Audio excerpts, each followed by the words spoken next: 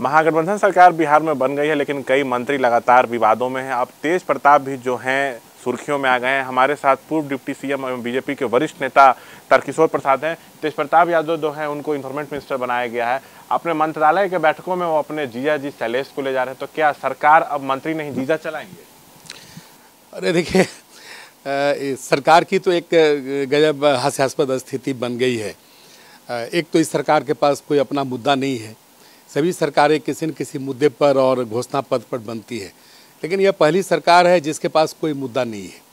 क्योंकि कोई शिक्षा मंत्री कभी केजरीवाल मॉडल के शिक्षा की बात करते हैं, तो कभी कोई मंत्री किसी घोटाले के आरोपी होते हैं।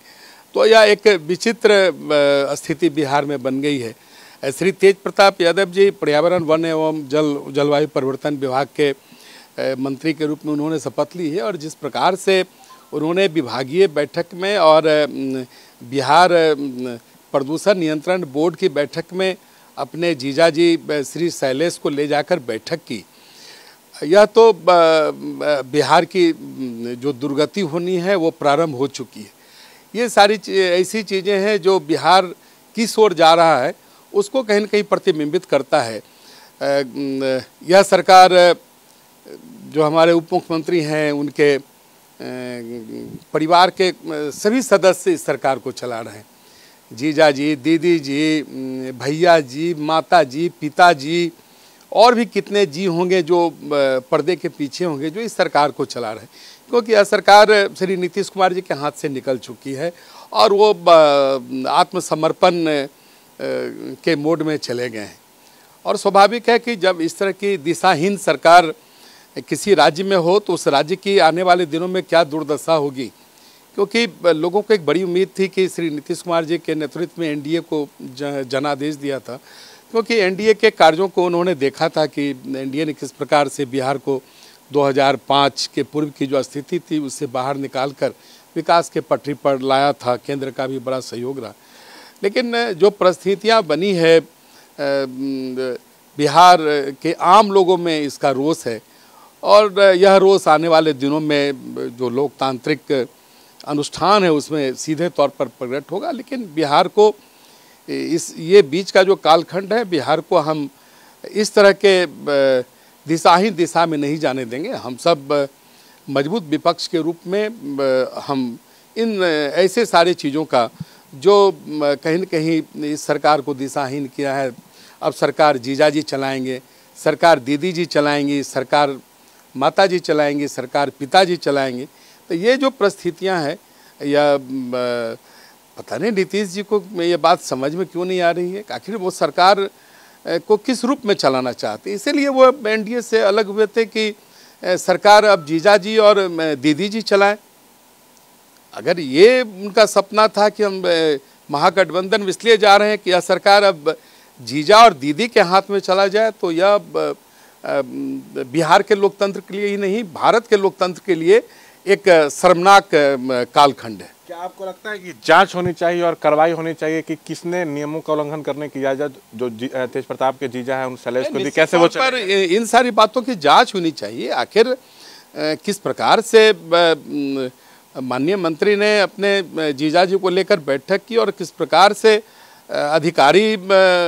अधिकारियों ने टोका नहीं, और इस तरह की गंभीर बैठकें जो माननीय मंत्री की अध्यक्षता में होती हो और उसमें भाग लिया, यह तो एक गजब हठधर्मिता है। आखिर मैं तो नीतीश जी से पूछना चाहता हूँ, आखिर आप बिहार को कहाँ ले जाना चाह रहे हैं? क्या इसी तरह के बिहार का सपना हम सबों ने देखा था? क्या इसी को आप विकासशील बिहार कहते हैं?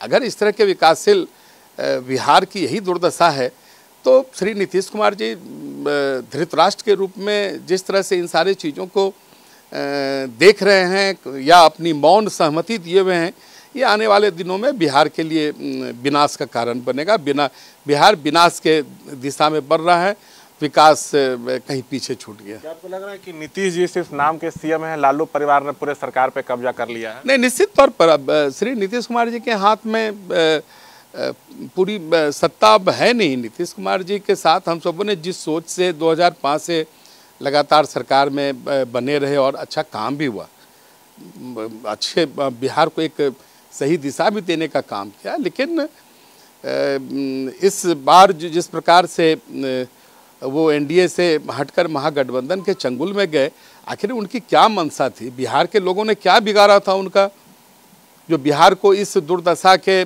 पथ पर धकेलने का काम वो किए हैं?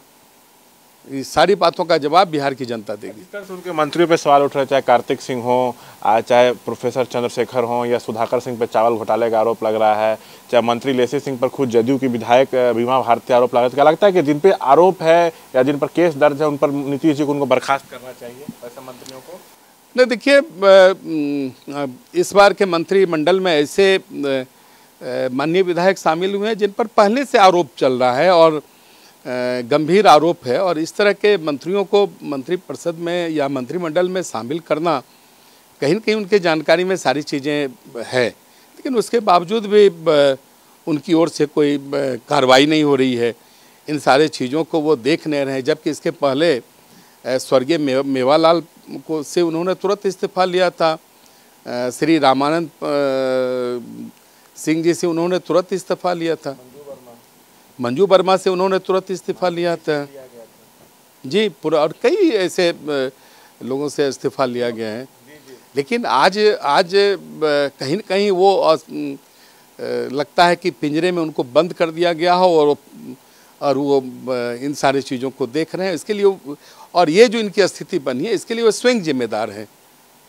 तो देखिए, पूर्व डिप्टी सीएम वरिष्ठ बीजेपी नेता तारकिशोर प्रसाद ने साफ तौर से कहा है कि जिस तरह तेज प्रताप के मंत्रालय में उनके जीजा जा रही बहुत गलत है, नियमों का उल्लंघन है, सख्त कार्रवाई होनी चाहिए। लालू परिवार पूरे सरकार पे कब्जा कर लिया है और पूरा परिवार मिलकर ही सरकार चला रहा है। नीतीश जी नतमस्तक हो चुके हैं लालू परिवार के सामने, ये कह रहे हैं तारकिशोर प्रसाद। कैमरा पर्सन विशाल राय के साथ शशांक कुमार, एबीपी न्यूज़ पटना।